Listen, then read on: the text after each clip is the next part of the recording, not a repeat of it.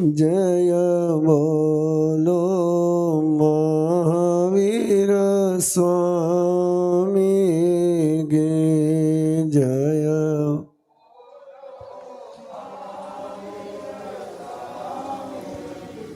हो लाख बार प्रणाम तुम्हें हो।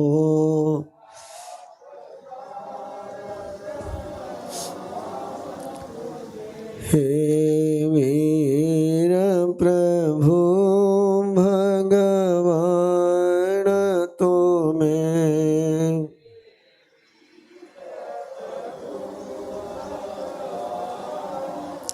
मुनि दर्शन मुक्ति गामी की मुनि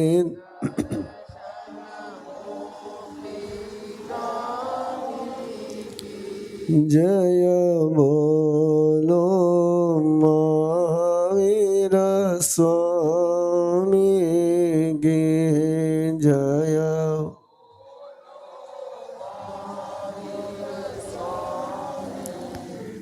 परम श्रद्धेय पूज्य गुरुदेव के चरणों में कोटेश वंदन। विराजमान स्नेह से तीर्थेश्वर श्री जी महाराज साहब प्रभु महावीर की शिखर की कथा, अनुत्तर की कथा है। सपने देखना, लक्ष्य बनाना और उस लक्ष्य पूर्ति के लिए, स्वप्न पूर्ति के लिए स्वयं को समर्पित कर देना है। सपने हम भी देखते हैं, लक्ष्य हम भी बनाते हैं, लेकिन लक्ष्य के प्रति 100% समर्पित हो जाना, सपनों के लिए 100% समर्पित हो जाना, ये जिनको संभव होता है, ये जो कर लेते हैं, उनके सपने कभी टूटते नहीं हैं। उनके सपने सच होते ही होते हैं। नंदन नाम की यात्रा प्रारंभ हो गई। यथा समय नंदन के माता पिता संयम के मार्ग पर चल पड़ते हैं और नंदन राजा हो जाता है। और जैसे राजा हुआ तो उसकी पहली घोषणा थी कि मेरे राज्य में किसी के आंखों से आंसू नहीं बहेंगे, मेरे राज्य में कोई दुखी नहीं होगा, किसी भी प्रकार का दुख उसको नहीं होगा। कोई दुख होगा तो उसकी जिम्मेदारी मेरे पर है। दुख की जिम्मेदारी लेना, किसी के दुखी होने की जिम्मेदारी लेना। वो दुखी है तो मैं जिम्मेदार हूं कि मैंने उसका दुख दूर नहीं किया, उसको दुखी है। इसी का आगे जाकर के अर्थ निकलेगा, कोई क्रोधी है तो उसका जिम्मेदार मैं हूं।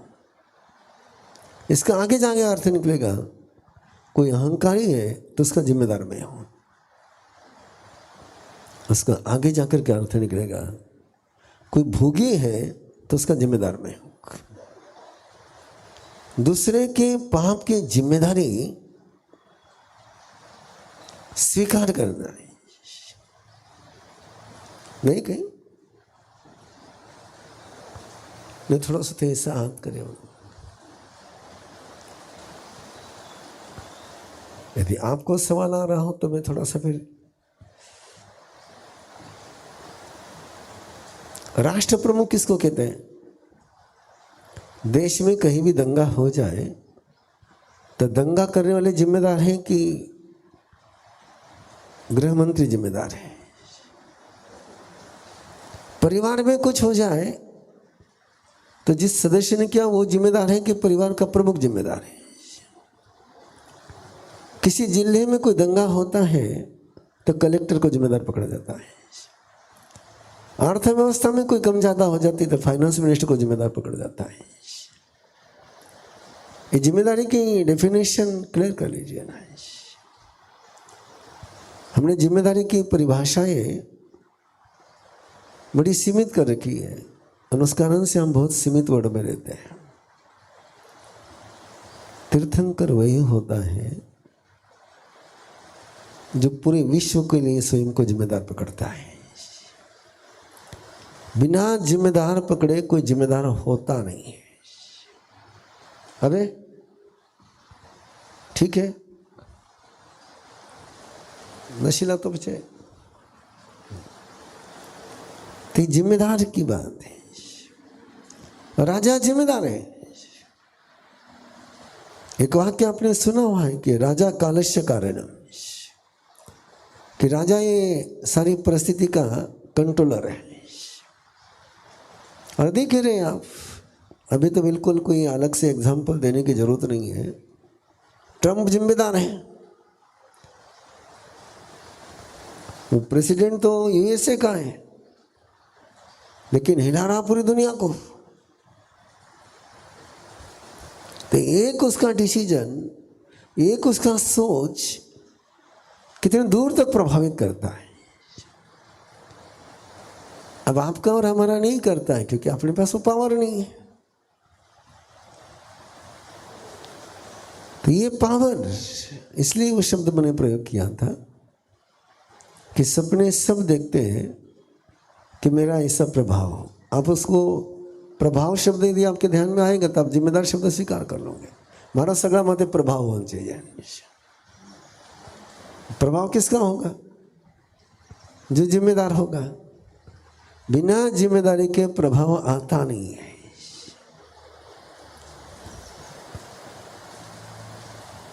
गुरुदेव ने जिम्मेदारी स्वीकार करी, इसलिए गुरुदेव सबके भगवान बन गए। हम जिम्मेदारी स्वीकार नहीं करते हैं, इसलिए जब करते नहीं। तो जिम्मेदारी स्वीकार करना सीखो। तो राजा ने जिम्मेदारी ली कि नहीं, मैं प्रजा का पालक हूं, और मैं पालक हूं, मैं शासक हूं, मैं रक्षक हूं। तो इसका मतलब है कि मेरे रहते हुए किसी में दुखी नहीं होना है। और इसी तरीके से सारी व्यवस्था, उसका लक्ष्य ये नहीं है कि मेरा कोष भर जाए। थोड़ा शार्प करेगा। उसका लक्ष्य ये नहीं कि मेरा कोष भर जाए, उसका लक्ष्य ये नहीं कि मेरी राज्य की सीमाएं बढ़ जाए, उसका लक्ष्य ये नहीं कि मेरा उत्सव बने। उसका लक्ष्य केवल एक ही है कि मेरे रहते हुए मेरे राज्य में कोई दुखी नहीं हो। और केवल घोषणा ही नहीं है, प्रयास भी है।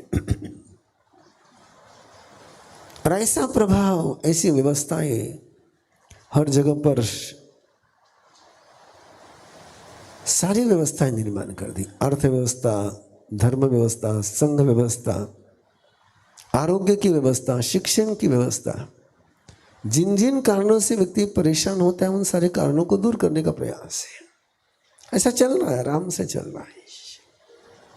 और कंटिन्यू वो चेक करते रहता है कि मेरे राज्य में कोई दुखी है क्या। आप कम से कम इतना तो चेक कर लिया करो कि आपके परिवार में कोई दुखी है क्या, आपके घर में कोई दुखी है क्या। जिस समय घर में किसी व्यक्ति के पास दुख स्टोर होता है, जिस दिन उसका दुख दूर नहीं हुआ, उस दिन उसका दुख क्या होगा? स्टोर हो गया। और वो दुख स्टोर होता है, और फिर एक दिन विस्फोट होता है, और फिर हम कहते कैसे हो गया। वो दुख है, और उसकी जिम्मेदारी लेना है। चल रहा था, बहुत सालों तक चला। और एक दिन ऐसा हुआ कि एक ब्राह्मण, एक पिता अपने बिलखते हुए, रोते हुए, तड़पते हुए पुत्र को लेकर के राजा के पास पहुंचा है कि राजन, उसको देखते ही, तड़पता हुआ देखते ही, बिलखते हुए देखते ही बोले ये कैसे हो गया? बोले आज ही हुआ है, सुबह से हुआ है। ये दुखी है, ये दुखी है। सारे वैद्य बुलाए गए, सारी चिकित्सा की व्यवस्था की गई। राजा स्वयं उसके पास बैठा है, हाथ फेर रहा है, राहत मिल रही है, लेकिन पीड़ा शांत नहीं हुई। सांत्वना से थोड़ा सा हिम्मत आती है, लेकिन दुख दूर नहीं हुआ है। कोई साथ में खड़ा है तो हौसला बनता है, लेकिन समस्या समाधान नहीं होती। सारे वैद्य के इलाज चल रहे हैं, लेकिन वेदना शांत नहीं हो रही, पीड़ा शांत नहीं हो रही है। जितने उपाय थे सारे उपाय किए जा रहे हैं। राजा ने घोषणा कर दी, जब तक इसका दुख दूर नहीं होता है, जब तक इसकी वेदना शांत नहीं होती है, तब तक मैं मुंह में पानी नहीं लूंगा। और पूरे राज्य व्यवस्था को, पूरे शासन व्यवस्था को एक ही काम में लगाए, खोजो उस व्यक्ति को जिसको इस रोग से मुक्त करे, इस बीमारी से मुक्त करे, इस पीड़ा से मुक्त करे। पूरी प्रजा राजा से प्यार करती थी, और राजा ने जब संकल्प लिया कि जब तक ये दुखी है तब तक मैं पानी मुंह में नहीं लूंगा, तो पूरी प्रजा खोजने लगी कहां से लाए। पूरा राज्य व्यवस्था है उसके लगी। कोई सन्यासी के पास पहुंच रहा है, कोई योगी के पास पहुंच रहा है, कोई वैद्य के पास पहुंच रहा है। और पहुंचते पहुंचते एक व्यक्ति दूर जंगल में, पहाड़ियों के बीच में एक सन्यासी के पास पहुंचा। सन्यासी को उसने प्रणाम किया और एक ही निवेदन किया है कि राजा ने एक बच्चे के दुख को दूर करने के लिए संकल्प लिया है कि जब तक उसका दुख दूर नहीं होगा मैं मुंह पानी भी नहीं लूंगा। और पता नहीं चल रहा है बोले क्या वेदना है उसको। सारे प्रयास हो चुके हैं, वैद्य लगे हैं, सब लगे, दवाई दी, लेकिन उसकी अंदर के रोग, उसकी वेदना शांत नहीं हो रही है। बोले किस राजा की बात कर रहे हो? बोले राजा नंदन, उसकी बात कर रहे हैं। बोले, और योगी ने आंख बंद करी, आंख बंद करी और उसका जो प्रयोग था उसने किया है। और बोले जा जा, बोले लौट जा, बोले बोले बोले तू जा, बोले। और जैसे वो नगरी की तरफ लौटता है, देखता है कि पूरे राजधानी में, नगरी में उत्सव मनाया जा रहा है। संदीप थोड़ा शार्प कर रहे हैं इसका, वहाँ जाकर बड़ा सेटिंग करना। आवाज बहुत बेस वाला आ रहा है मेरे इसका मॉनिटर का।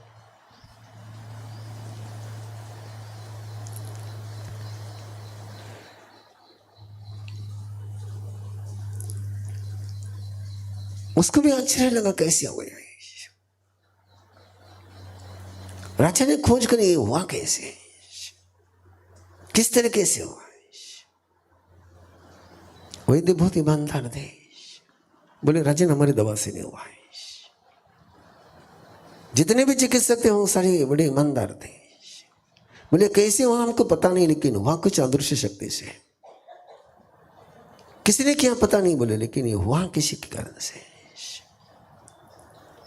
और वो व्यक्ति राजा के पास पहुंचा कि बोले राजा ने कुछ ने कहा कि राजन मैं एक योगी के पास था और उसको मैंने कहा, और पता नहीं योगी ने आंख बंद करी, बोले तू जा। ये सुखी हुआ और राजन उस व्यक्ति को लेकर उस योगी के पास पहुंचा, प्रणाम किया, वंदन किया, नमस्कार किया, धन्यवाद दिया। योगी ने बस मुस्कुराते हुए आशीर्वाद दिए। और योगी ने एक बात कही कि राजन मैं आज यहां हूं तो तेरे कारण से हूं, मैं इस साधना के मार्ग पर हूं तो तेरे कारण से हूं। और राजा को कोई याद ही नहीं।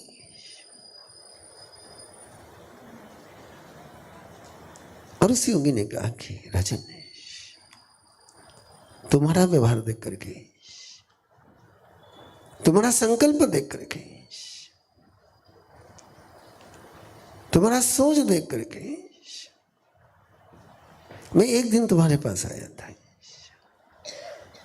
मेरी समस्या लेकर के आया था, बहुत उलझी हुई समस्या थी, लेकिन जैसे तुम्हारे पास आया और तुमने उसका ऐसा जल्दी से समाधान दिया, सुलझा दिया कि मैं सोच ही नहीं सकता था कि मैं कभी सुलझ सकता हूं, और वो मेरी समस्या सुलझ गई और मैं साधना के मार्ग पर चल पड़ा। वो समस्या रहती तो मैं साधना के मार्ग पर नहीं चल सकता है। याद करो, याद करो अंतगढ़ सूत्र को, याद करो श्री कृष्ण वासुदेव को। यदि श्री कृष्ण वासुदेव ने वो घोषणा नहीं की होती कि जो अपने पुत्र के कारण से दीक्षा नहीं ले रहा है, मैं उनके पुत्र की जिम्मेदारी लेता हूं। कोई अपने माँ बाप की जिम्मेदारी कारण दीक्षा नहीं ले रहा है, तो मैं वो जिम्मेदारी लेता हूं। यदि यह घोषणा उन्होंने नहीं की होती तो दीक्षा होती इतनी।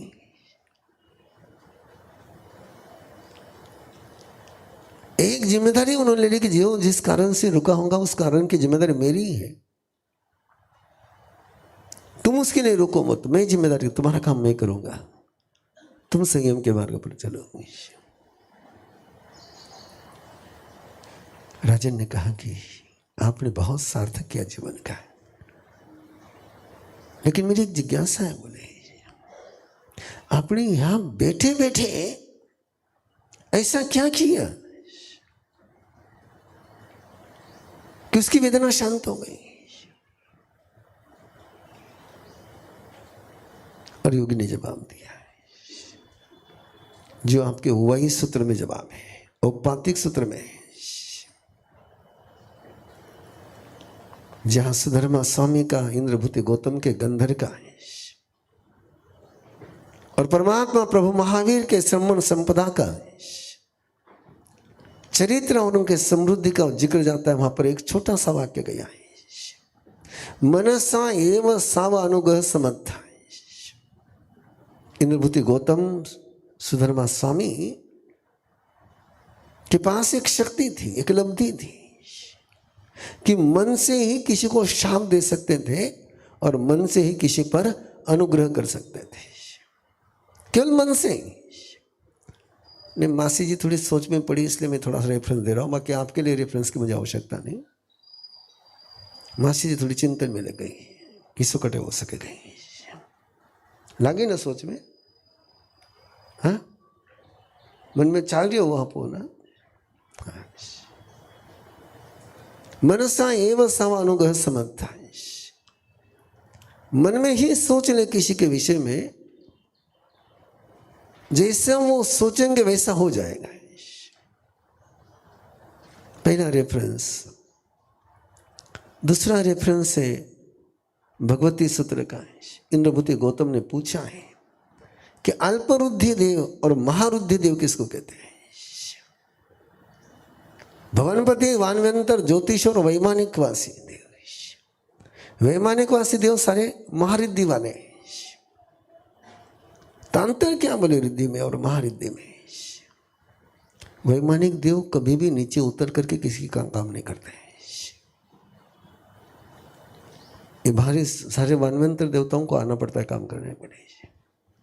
और महारिद्धि की कंसेप्ट को क्लियर करते हुए आगमकार कहते हैं कि वहां बैठे बैठे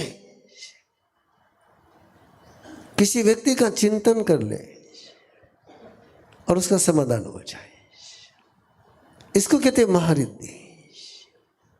इसको कहते हैं रिद्धि संपन्न मन। और रेफरेंस कीजिए नंदी सूत्र, मन पर ज्ञान, अवधि ज्ञान किसी को भी हो सकता है। और मन पर ज्ञान के लिए शर्त लगी है अप्रमत्त संयत, रिद्धि संपन्न। रिद्धि संपन्न होना चाहिए, केवल अप्रमत्त संयत ही नहीं है, उसके पास रिद्धि भी होनी चाहिए, उसके पास ऐश्वर्य भी होना चाहिए साधना का, केवल अप्रमत्त को मन पर ज्ञान नहीं होता है। इड्ढीपत्त रिद्धि संपन्न। और राजा ने पूछा, बोले कैसे?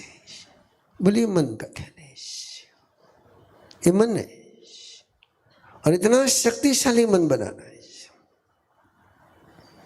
और भी बहुत रेफरेंस है, बहुत रेफरेंस है।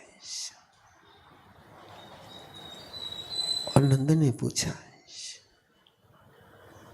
मेरा मन ऐसा हो सकता है क्या? आपके मन में जन्म की इच्छा क्या अपना मन ऐसा होना चाहिए? हेलो,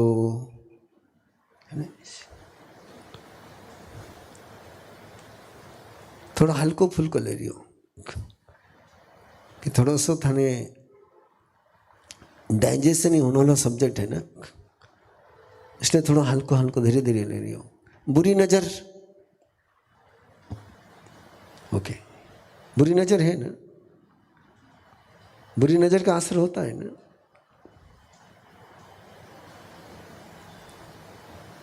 होता है नहीं होता है? होता है। अच्छी नजर का असर होता ही नहीं होता है। अच्छे मन का असर, अब नजर अच्छी किससे होगी? अच्छे मन से। बुरी नजर किससे होगी? बुरे मन से। क्या इस मन को उस लेवल पर ले जाया जा सकता है क्या? और इसी को कहते हैं, तुम रोज सवैया में बोलते हो, मन संपन्ने वै संपन्ने काय संपन्ने। जिसका मन श्रीमंत है, जिसका वचन श्रीमंत है, जिसकी काया श्रीमंत है, स्वस्थ होने की बात नहीं है, हेल्दी होने की बात नहीं है, श्रीमंत होने की बात है। महापुरुषों को हम याद क्यों करते हैं? उनका मन श्रीमंत था। अपना मन मत पूछो ना हमारा साहब, है ना? मन श्रीमंत होना चाहिए। बारिश चल रही ना, श्रीमंत मन वाला व्यक्ति रहता है, उसके साथ बारिश कैसे चलती है?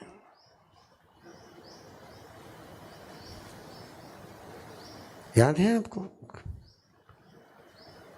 1980 आखातीज घोड नदी करी और 14 जून की दीक्षा वडगाव मावल थी। याद है ना?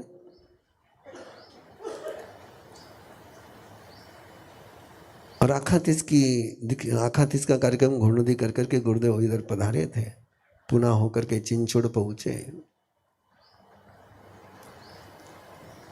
और वडगांव मावल में तूफान बारिश, घनघोर धुआंधार बारिश, इतनी बारिश कि जहां दीक्षा का आयोजन था वहां कीचड़ हो गया, वहां पानी हो गया। और फतेहचंद जैन विद्यालय में गुरुदेव विराजमान थे और चिंचोड़ में बारिश नहीं थी, पुणे में बारिश नहीं थी, घोड नदी में बारिश नहीं थी, और गुरुदेव वहां विराजमान थे। मानकचंद जी बापना, मदन लाल जी बापना, पूरा वडगांव मावल का प्रमुख लोग आए। गुरुदेव से निवेदन किया कि गुरुदेव, वडगांव में बारिश घनी है, मावल को भागे। और इस बार बोले 1 जून से ही बारिश शुरू हो गई, हमेशा 7 जून को बारिश शुरू होती थी, इस बार 1 जून को ही बारिश शुरू हो गई है। दीक्षा हम कराएंगे,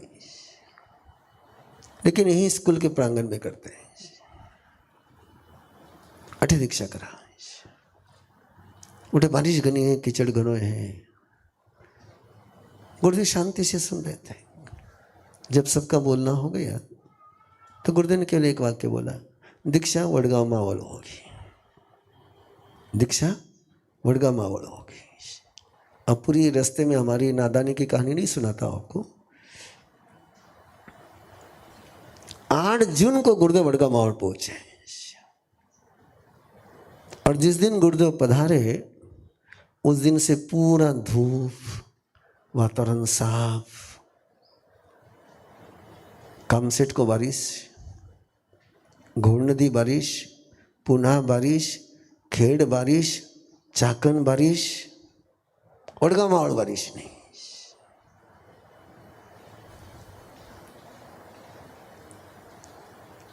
ये सार्वजनिक सत्य बता रहा हूं मैं, ओपनली जो हाँ वो बता रहा हूं। और हरि भाई देसाई थे कांदौड़ी वाले, बम्बई से, वो कन्हैया जी कमल मार बड़ी पधारे थे, इसलिए बहुत सारे बम्बई वाले आए थे। हरि भाई देसाई ने उस दिन माइक पर से बोला था, ये શું છે, અમે આવ્યા છે કામસેટ સુધી વારિસ છે અને આ કંઈ નથી, એવો કેમ થાય છે? इसको कहते मन संपन्न है। अबे हो गया क्लियर किया छू? तो ये मन संपन्न की बात है। और नंदन राजा ने पूछा, मेरा मन ऐसा हो सकता है क्या? बोले किसी का भी हो सकता है। बोले कैसे, किस तरीके से? बोले काया भी रिद्धि संपन्न लगती है, वचन भी रिद्धि संपन्न लगता है, और तब मन रिद्धि संपन्न होता है।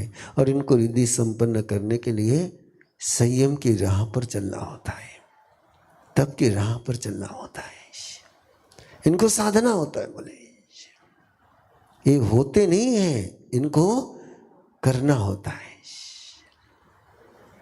लेकिन ऐसा मन हो सकता है, बोले मैं किसी किसी में सोचूं उसका दुख दूर हो जाए, बोले ऐसा होता है। लेकिन उसके लिए मन को उतना समर्थ बनाना होता है।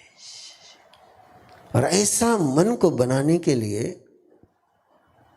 राजा नंदन ने दीक्षा ले ली, नंदन मुनि बन गए। भूलना मत, बहना मत। प्रिय मित्र का सपना था, सब जीव राशि करो शासन रशी।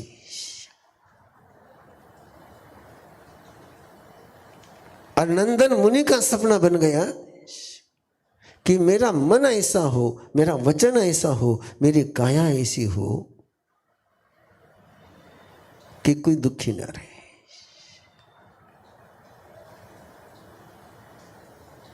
याद दिला रहा हूं आपको, ऐसा नहीं लगना चाहिए कि मैं कोई दूर की कबड़ी ला रहा हूं।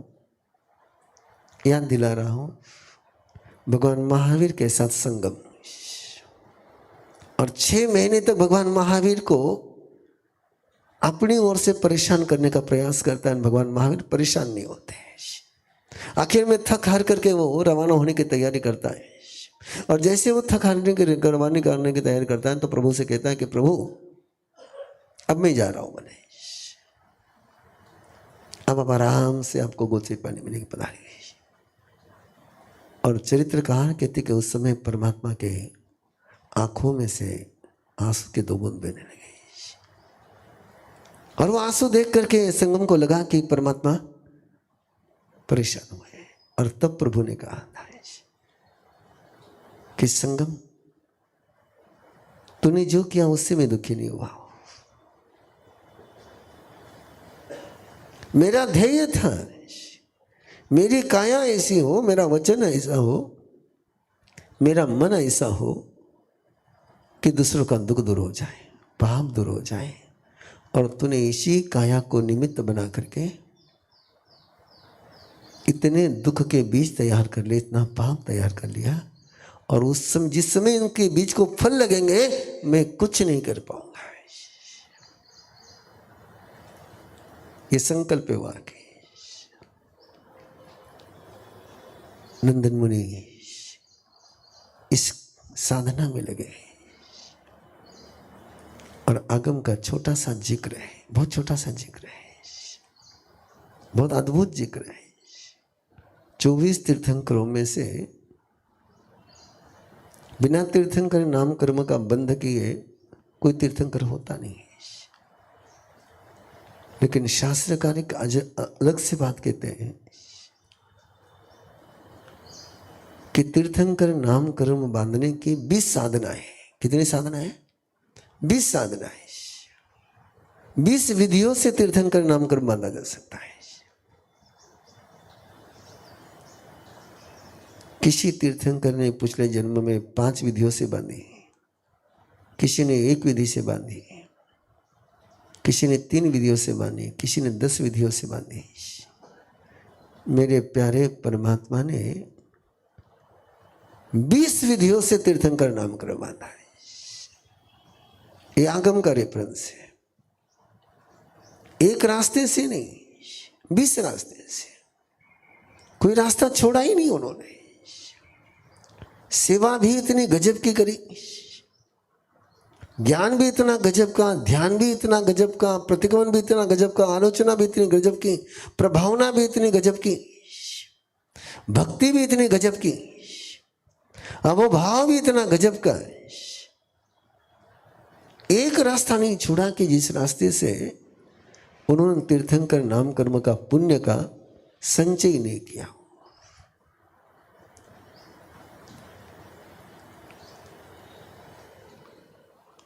निर्जरा करने से तीर्थंकर नाम कर्म का बंधन ही होता है। मैंने पहले भी एक बार चर्चा करी थी, वापस चर्चा कर रहा हूं। मन, वचन और काया, मन, वचन और काया, इनसे आश्रव ही होता है। ये शुभ या अशुभ ही होते हैं, ये कभी शुद्ध नहीं होते। मन कभी शुद्ध नहीं होता है, वचन कभी शुद्ध नहीं होता है, काया कभी शुद्ध नहीं होती है। मन या तो शुभ रहेगा या अशुभ रहेगा, वचन या तो शुभ रहेगा या अशुभ रहेगा, काया या तो शुभ रहेगी या अशुभ रहेगी। आश्रव तो होने के 3 ही रास्ते हैं ना आश्रव के, मन, वचन और काया। इन 3 योगों से आश्रव होना ही। जब तक ये है तब तक आश्रव है। अब कौन सा आश्रव करना, इतना ही आत्मा के हाथ में है। आश्रव तो होना ही होना है। जिस पल, एक पल के लिए आश्रव रुक जाता है, उस पल मोक्ष होता है। जब तक आश्रव चालू है तब तक शरीर में का आत्मा है। और इसलिए मन, वचन, काया को शुद्ध नहीं करते हमारे यहाँ। क्या करते हैं? शुभ करते हैं। शुद्ध क्या हो सकता है? आत्मा शुद्ध हो सकती है, ज्ञान शुद्ध हो सकता है, श्रद्धा शुद्ध हो सकती है, चरित्र शुद्ध हो सकता है, लेकिन क्रिया हमेशा शुभ या अशुभ ही रहेगी। वचन हमेशा शुभ और अशुभ ही रहेगा। यही तो राज है कि अभवी जीव अपने मन, वचन, काया को शुभ कर लेता है। कौन सा जीव? अभवी जीव। आत्मा को शुद्ध नहीं करता है, लेकिन मन, वचन, काया को शुभ करता है। नाराज नहीं होंगे ना? नाराज नहीं होंगे ना? और एक बार पूछ लेता हूं, नाराज नहीं होगा?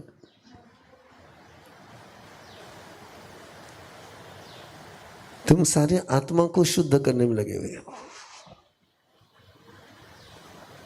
और परमात्मा क्या कहते हैं आपको? कि तेरे मन, वचन, काया को शुभ कर ले। और मन, वचन, काया को शुभ करते हुए आत्मा को शुद्ध करने का लक्ष्य रखे।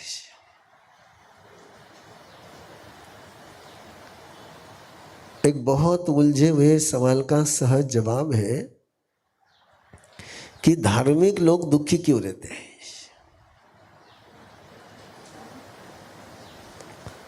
धर्म करने वाले के जीवन में मुसीबतें ज्यादा क्यों आती हैं? ऐसा कई बार लोगों ने, तो धर्म करें पीछे तो परेशानी क्यों? और उत्तर सिंपल है, धर्म घणो करे लेकिन मन, वचन, काया शुभ नहीं रखे।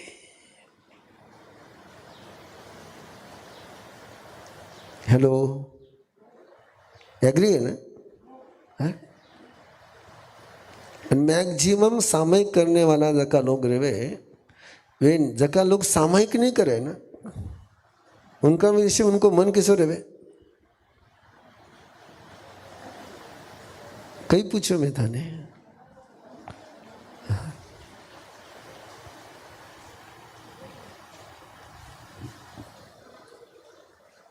जका तपस्या करे वे खावन वाला कने किसो देखे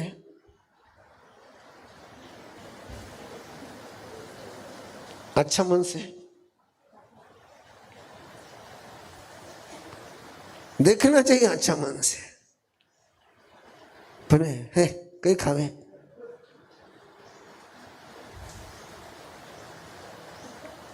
मैक्सिमम मैं आपको कह रहा हूं कोई बच्चे वशीला तो अभिनंदन है।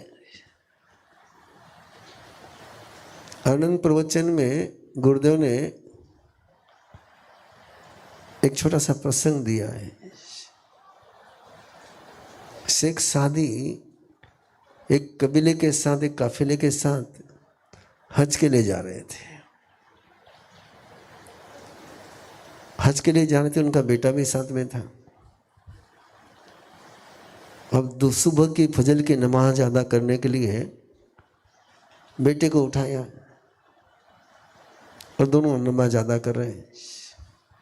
नमाज पूरी होते ही बेटा बोला कि बाकी लोग सोए थे ना, बाकी लोग उठे नहीं थे। तो उन सारे सोए हुए लोगों को देख करके बेटा बोला कैसे ये हाजी है, नमाज को भी उठते नहीं है, किस लिए हज करने के लिए आए यहाँ पर। शेख सादी ने कहा तू भी सोया रहता तो अच्छा रहता, तू भी सोया रहता तो अच्छा रहता है। यह अपने से बहुत बार होता है। अपना वचन शुभ नहीं रह पाता है, अपना मन शुभ नहीं रह पाता है, अपनी काया शुभ नहीं रह पाती है। मन वचन काया को शुभ करना है, इतना ही प्रैक्टिकल धर्म का सूत्र है।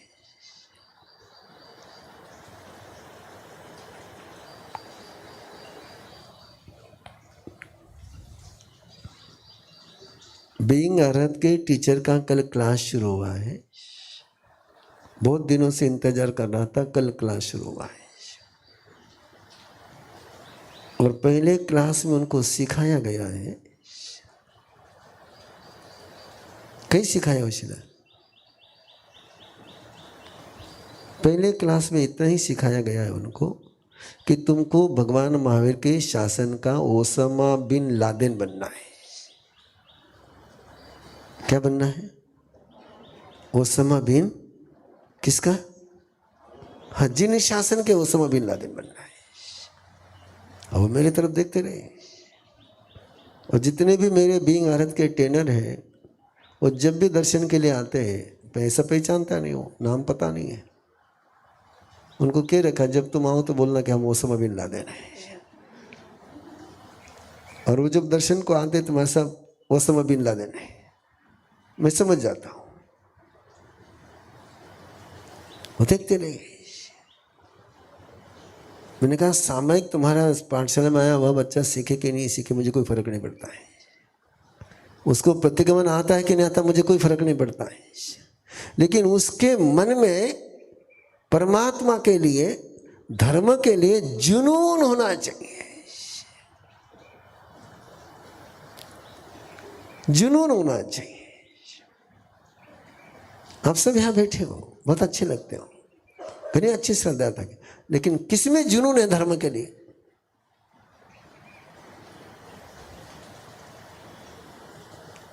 कोई तो जवाब दो ना। जुनून। भगवान महावीर राजगृह ने पधारे और बीच में अर्जुन माली। राजगृह के लोगों के मन में भगवान के दर्शन करने की इच्छा है कि नहीं है, श्रद्धा है कि नहीं है? दर्शन को जाने, दर्शन कर नहीं पा रहे उसका दुख है कि नहीं है? है। लेकिन जाने नहीं। क्यों? और सुदर्शन चल रहा है, उसको कहते हैं जुनून। उसको क्या कहते हैं? जुनून। और जुनून में फिर मौत नजर नहीं आती, जुनून में फिर भय नजर नहीं आता है, जुनून में फिर अर्जुन माली नजर नहीं आता है। ऐसा जुनून जिस समय हो जाएगा ना आप लोगों में, जुनून होना चाहिए।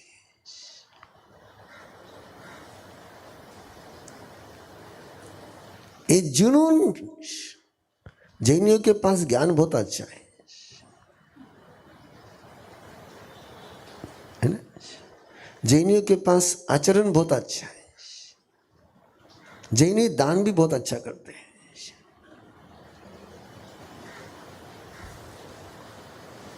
ऑल इज ओके, बस जहां जुनून की बात आई, भाऊ शांति से बैठे। क्यों पवन? जुनून ऐसे आ जाए तो, उत्तराध्ययन सूत्र के लिए जुनून आ जाए तो,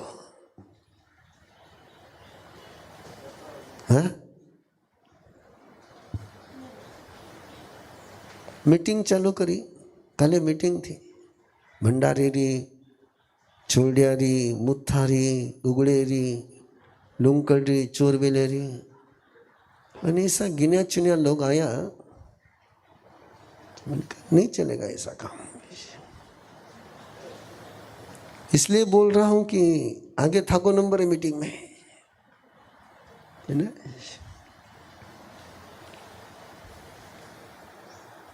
ये मीटिंग ऐसी होनी चाहिए कि जैसे वो राजनेता चुनाव के पहले कार्यकर्ताओं की मीटिंग लेते हैं।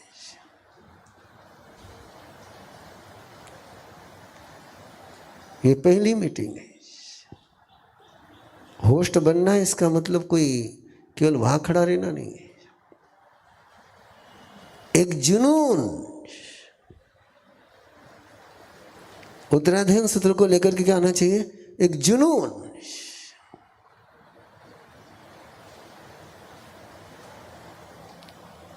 ये जुनून की बात है। और नंदन मुनि में क्या है? जुनून है। और कल्पना करो, एक जिक्र ले लेते, बार बार लेता हूं, 1,00,000 वर्ष का संयम पालन किया नंदन मुनि के भाव में। कितने वर्ष का? 1,00,000 वर्ष का संयम पालन किया है। और 1,00,000 वर्ष के संयम में 11,60,000 मास्कमन किए हैं।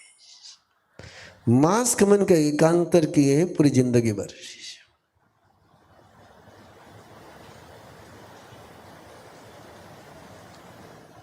रुका हूं कि थोड़ा पचा लो।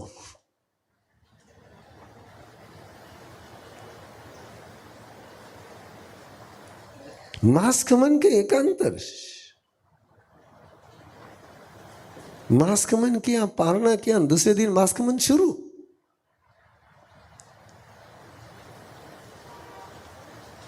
ये किससे होता है? ये जुनून से होता है। और इतना तपस्या करने के बीच में सेवा चालू है।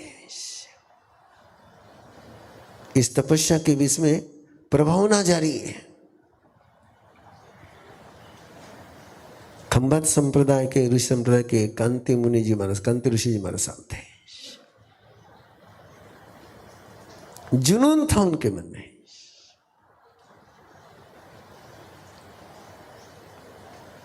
ऋषि संप्रदाय खंभात का, जहां से हमारा मूल है, वहां एक व्यवस्था है।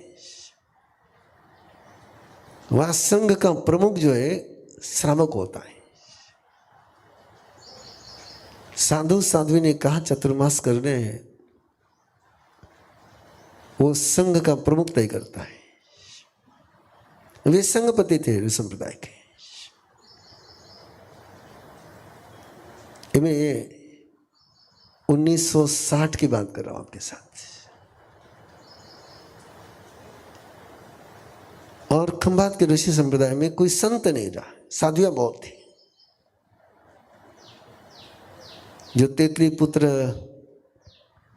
बहुत फेमस हो गए, जिनका प्रवचन का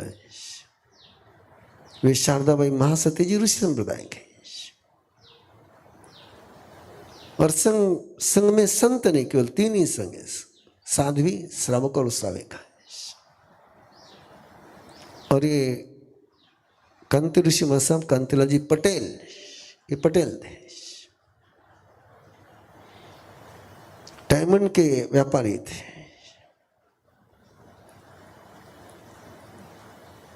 दादा बन चुके थे। और शारदाबाई महासती जी ने उनको कहा, आप संघ के प्रमुख हो, आपका दायित्व है कि संघ अक्षुण्ण रहना चाहिए, आपको दीक्षा लेनी चाहिए।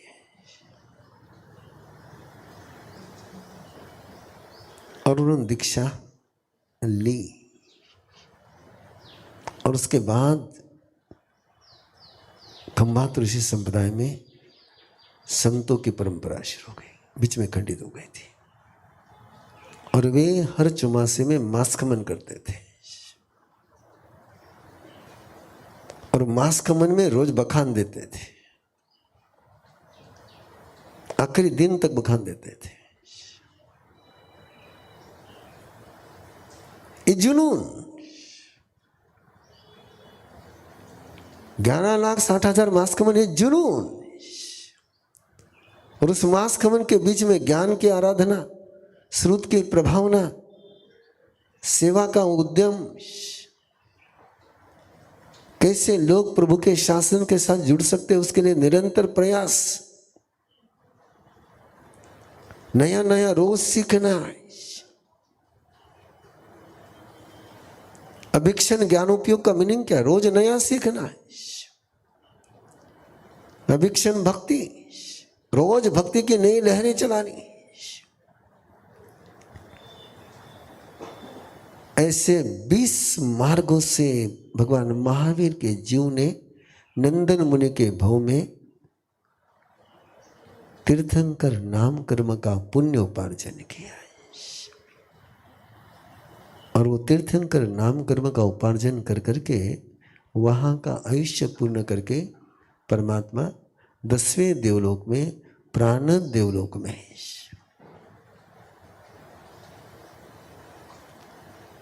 उत्पन्न हुए। और वहाँ पर परमात्मा है, यहाँ तक आज पहुँचे हैं। कल अपन जन्म कल्याणक तो आपका पहले हुआ है, एक वाक्य में निकल गए।